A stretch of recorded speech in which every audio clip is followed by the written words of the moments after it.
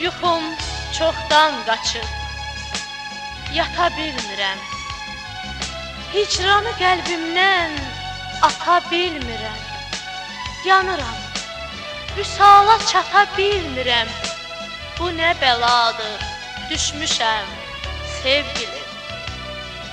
Qəlbindəki sirri hələ bilmirəm.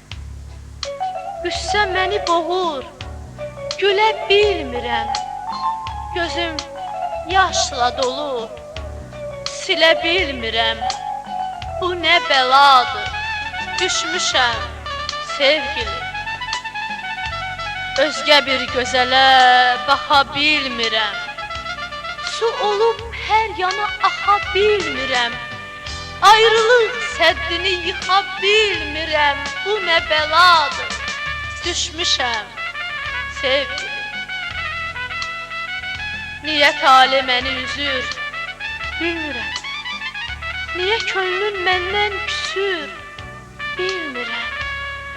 Qəlbim dərdə necə dözür, bilmirəm.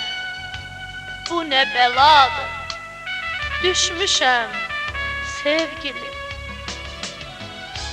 Qərib eldə mən neyliyim, bilmirəm. Bu dərdimi kimə deyim, bilmirəm. Gedib nəyim, qalıb nəyim, bilmirəm. Bu nə bəladır, düşmüşəm sevgilim.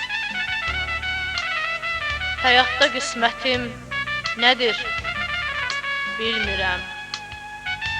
Niyə ömrüm ah nalədir, bilmirəm.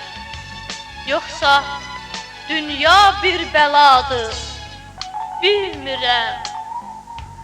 Bu nə bəladır, düşmüşəm sevgilim.